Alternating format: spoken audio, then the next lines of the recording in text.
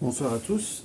Alors comme je l'expliquais quand j'ai annoncé cette vidéo, aujourd'hui je vais faire une petite vidéo rapide sur comment restaurer ou en tout cas redonner un petit coup de jeunesse à un pare-brise de miniature.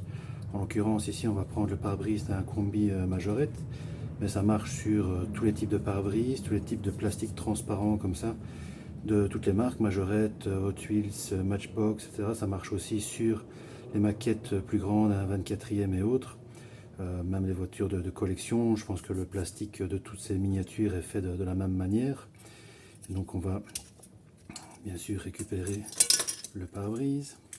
Et la première des choses à faire, c'est minimum de nettoyer légèrement le pare-brise, parce que parfois ce qu'on pense être des griffures, c'est très souvent des griffures, mais c'est surtout aussi de la saleté du nombre d'années que le véhicule a joué. Et simplement un tout petit peu d'eau, on peut utiliser des produits nettoyants, vitres, etc. Mais l'eau, c'est le meilleur nettoyant, c'est le meilleur des solvants. Et parfois, juste passer un petit coup d'eau permet déjà d'enlever une bonne partie de la saleté. Ça ne fait pas des miracles. C'est de l'eau de Charleroi. Pour les Français qui m'écoutent, qui regardent cette vidéo, c'est une ville de Belgique, d'où l'accent. C'est pas une eau miraculeuse comme à Lourdes. Elle ne fait pas tout. Mais en tout cas, elle nettoie. Elle n'est pas aussi polluée que pour détruire le plastique. Ainsi Charleroi a mauvaise réputation. Et donc voilà, un petit coup comme ça suffit déjà à se donner une idée du résultat du pare-brise. Et ici on voit que le pare-brise n'est pas dans un trop sale état. Il est griffé mais pas cassé. Bien sûr, le but de la vidéo c'est de montrer comment repolir, comment redonner un coup de brillance à un pare-brise. Ça ne va pas réparer un pare-brise, ça ne va pas recoller un pare-brise fendu. Quand c'est fendu, c'est fendu. Quand c'est cassé, c'est cassé. Il y a d'autres techniques pour refabriquer complètement des pare-brises, mais ce n'est pas le but de la vidéo ici. C'est vraiment de lui redonner un petit coup de jeunesse. Et donc, il y a différents niveaux de traitement pour attaquer ce pare-brise. Tout dépend aussi du résultat qu'on veut. Ici, il y a quand même pas mal de griffes de surface.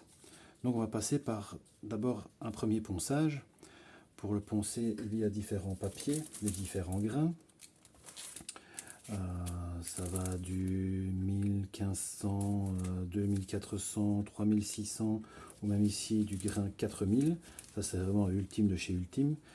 Moi je trouve que le 1000 et le 1500 sont déjà trop abrasifs que pour les plastiques ici.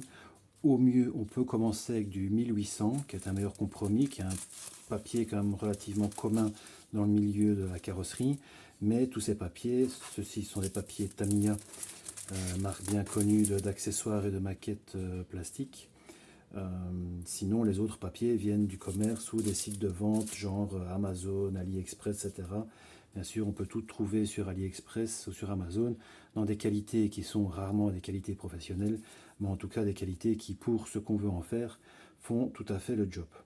Donc ici, on va commencer par faire un petit ponçage au 2400 pour commencer, toujours à l'eau, à sec, ça va faire des griffes, alors qu'on ne veut pas des griffes, justement, on va en faire des micro-griffes, mais on va le faire à l'eau. Il est certain que le ponçage va faire disparaître légèrement les traces des essuie-glaces, mais il faut faire un choix, soit de restaurer le pare-brise, soit de garder les essuie-glaces. En l'occurrence, ce qu'on veut, c'est redonner un coup de jeunesse au pare-brise. Donc toujours travailler sur surface mouillée, donc soit on humidifie la surface, soit on humidifie le papier, et puis on fait des petits mouvements circulaires, jamais linéaires dans un sens ou dans l'autre. Là, les griffes vont encore plus se marquer, et donc vraiment des mouvements circulaires. Et dès qu'on a l'impression que ce n'est plus assez mouillé, on remouille la surface pour vraiment garder ce petit film d'eau constamment sur le plastique. J'appuie légèrement, j'applique une légère pression sur le papier, pas trop fort, ça ne sert à rien. Si on appuie trop fort, à la fin on risque que d'une chose, c'est de casser le pare-brise. C'est pas le but, à nouveau. Et donc voilà, il ne faut pas passer des heures. Un petit coup suffit. Le plastique est quand même relativement tendre, hein. C'est un pare-brise qui doit garder une certaine souplesse.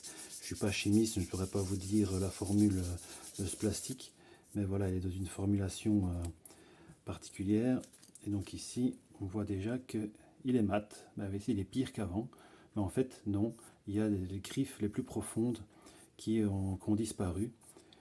Et on va maintenant passer au 3600. Idéalement, il ne faut jamais doubler un papier. On ne va pas passer du 1200 au 2400. C'est des techniques de menuisier. Parce que là, on va créer des griffes. On va passer 1800, 2400. 2400, on passe pas au 4800, on passe au 3600.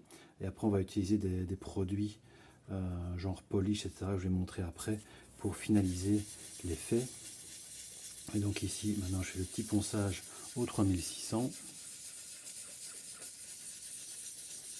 À nouveau, pas des heures, pas une pression exagérée, pas avec une machine à ce stade-ci. Il faut vraiment sentir dans sa main, dans son doigt, la pression qu'on applique sur le pare-brise. Et je fais toujours des mouvements circulaires constamment et je voyage sur la surface. Je ne reste pas statique sur toute la surface du pare-brise. On remouille. Et voilà, pour le papier à poncer, c'est suffisant. On essuie les résidus, parce que bien sûr ça produit des poussières. Et ici on voit c'est mat. Je ne sais pas si la caméra du téléphone donne le meilleur des résultats. C'est maté, mais les griffes les plus profondes ont disparu. On a récupéré une surface relativement uniforme et lisse. Donc ça, c'est pour l'étape papier à poncer. Il n'est pas toujours nécessaire de passer par l'étape papier à poncer. Parfois, on peut directement aller à l'étape compound et cire, que je vais montrer après. Tout dépend à nouveau de l'état du pare-brise.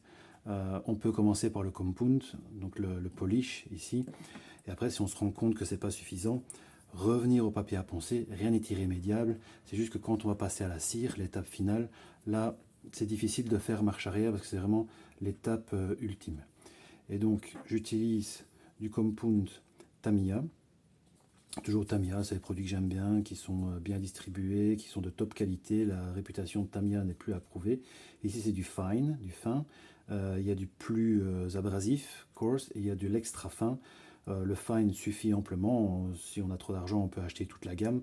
Pour moi, je trouve que ce n'est pas suffisant. Le fine suffit amplement à faire le job. Et après, on passera à une cire, également Tamiya. Le compound, je vais l'appliquer avec un tampon mousse sur support velcro que j'ai acheté sur AliExpress. Aussi, je pense que tout un jeu de mousse, il doit avoir 24 mousses de couleurs différentes. Techniquement, la couleur différente veut dire aussi une densité de mousse différente et donc un effet abrasif différent. Moi, perso, je vois pas la différence. Je pense que les 24 mousses et le support, j'ai payé ça à moins de 10 €, bien sûr, frais de port inclus sur AliExpress. Et ça suffit amplement. Que je mets dans ma Dremel, qui n'est pas une Dremel, qui est une Proxon, mais ça fait l'affaire. C'est une ancienne machine. Elle va de 5000 tours à 20 000 tours. C'est peut-être déjà un peu haut, 5000 tours sur la position 1. Mais après, on jouera sur la pression de la main et l'intensité de la pression pour compenser peut-être la vitesse déjà un peu trop haute. Il y a des machines Dremel avec une plus large gamme de vitesse, sans fil. Malheureusement, voilà, c'est un vieux modèle, mais elle me suit depuis toujours et elle fait très bien le job, mais le câble est assez ennuyant et n'arrête pas de s'entortiller. Et donc, on va appliquer le compound directement sur le pare-brise. C'est une pâte crémeuse comme ça. Il n'y a pas besoin d'en mettre énormément, juste quelques touches. Voilà, il y en a peut-être même déjà un peu trop. Il fait chaud, donc ça sort rapidement du tube et on l'applique uniformément sur le pare-brise.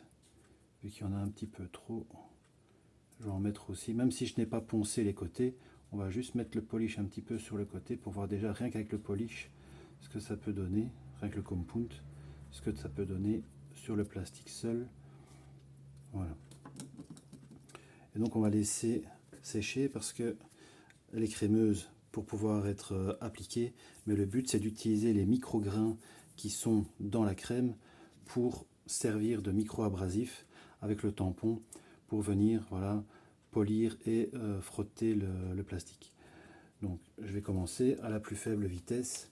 Je vais travailler jamais comme ceci, parce que là je risquerais de raccrocher dans le plastique et tout casse, tout vole, ça ne sert à rien, mais vraiment relativement perpendiculaire par rapport à la pièce, en utilisant l'extérieur du tampon pour utiliser la plus grande vitesse, le centre étant ce qui tourne le moins vite finalement, c'est ici à l'extérieur que ça tourne le plus vite, et à la première vitesse, en naviguant sur le pare-brise sans rester statique, parce que qui dit rester statique augmente le frottement, la température et là on risque de brûler, de faire fondre le plastique. Et donc on va commencer le polissage.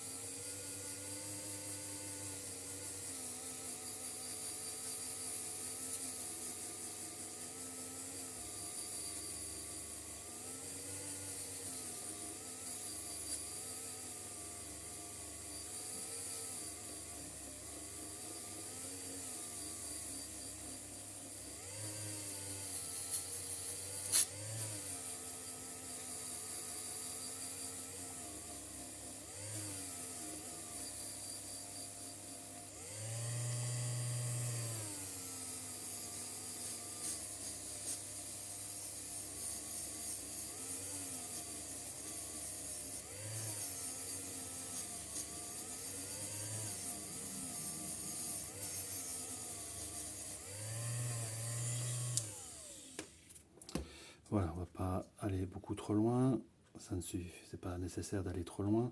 On voit déjà franchement qu'on a récupéré une brillance du pare-brise. L'effet qu'on avait mat juste avant est déjà disparu.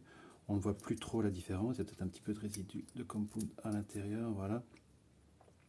Et donc on a vraiment déjà récupéré pas mal le pare-brise, en latéral aussi, alors que j'ai vraiment passé que quelques secondes, comparé à l'autre côté qui lui est mat et qui a encore toutes les anciennes traces. On va quand même repasser un petit coup pour bien faire. On peut le travailler à sec aussi, c'est déconseillé, il faut quand même maîtriser son mouvement, mais on peut le faire aussi. Je vais repasser juste un petit coup rapide.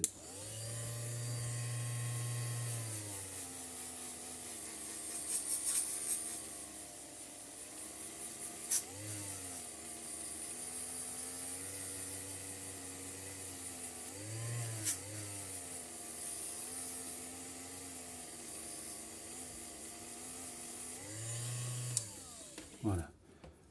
Pour cette étape, pour moi, ici aujourd'hui, c'est suffisant. À nouveau, si on veut atteindre un résultat absolument nickel, et peut-être comme à la sortie de l'usine, même si je suis presque certain qu'à la sortie de l'usine, ils n'étaient pas absolument parfaits, les traces de moulage, tous déversés dans un bac, manipulés par les opérateurs, transportés dans l'usine, les pare-brises étaient certainement moins beaux que finalement on va les avoir aujourd'hui.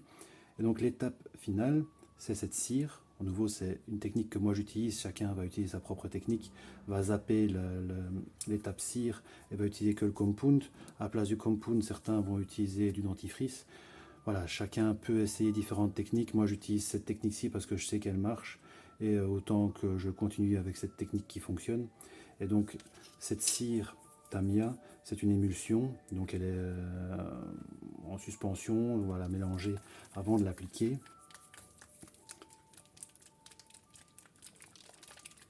Voilà, c'est pas un milkshake. Et on va appliquer une petite goutte, juste une goutte sur le pare-brise. Voilà, un peu plus quand même. Voilà. On va l'appliquer, on va la répartir sur le pare-brise.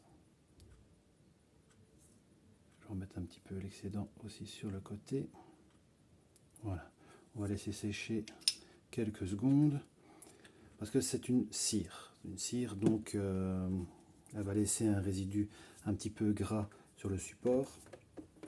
Et justement, je vais utiliser du coup une autre tête, celle-ci étant déjà trop abrasive, une tête en coton ou en laine, même chose, j'ai acheté sur AliExpress, je crois que j'ai payé moins de 10 € également pour une centaine de têtes comme ça. Vous verrez quand on va le faire tourner, il va y avoir des poussières de laine partout. Si on est allergique, portez un masque, minimum un masque chirurgical, hein. On se souvient tous de la pandémie d'il y a 2 ans. Pour ne pas respirer ces poussières. C'est pas toxique, c'est pas mortel, mais voilà, on en fout partout. Et ça suffit amplement. Même chose, je la monte sur ma Dremel, qui n'est pas une Dremel mais une Proxon. Et on va repasser un petit coup sur le pare-brise. Le liquide est encore humide, mais pour les besoins de la démonstration, je vais le faire dès maintenant. Je vais en prendre partout, mais c'est pas la mort.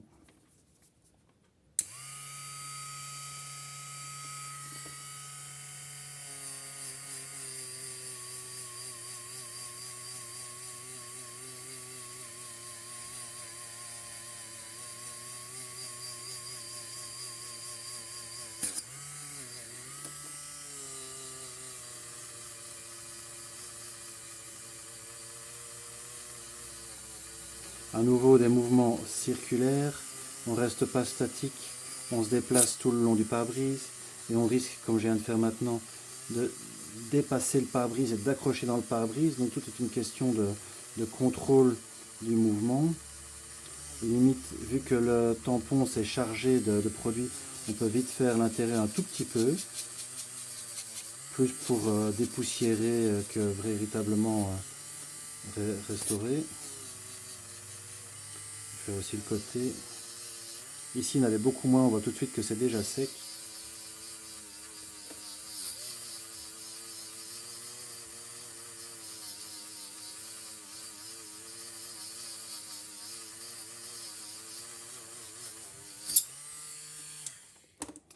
Et voilà, voilà le résultat final. Si on n'en est pas content, on peut encore remettre une couche de cire. Mais là, je pense que vu le point de départ, vu où on est arrivé aujourd'hui, c'est largement suffisant. À nouveau, je ne sais pas si la caméra rend bien l'effet de brillance qu'on a pu obtenir. Sur le côté également, vu que c'est un combi ambulance, on verra les côtés. Ici, on voit l'avant, qui n'était pas en trop mauvais état, mais qui était quand même un peu mat. Hein. Bon, c'est des véhicules qui ont des années, qui ont joué. Et voilà. Voilà, maintenant, il n'y a plus qu'à essayer. N'hésitez pas à commenter, posez-moi des questions, partagez entre vous vos expériences. Toutes les expériences sont bonnes à prendre. Ma technique n'est pas parole d'évangile. Il y a d'autres techniques, d'autres façons de procéder. Chacun trouve la sienne et chacun l'applique, mais le tout, c'est se lancer une fois pour le bonheur de nos petites voitures. Bonne soirée à tous. Salut.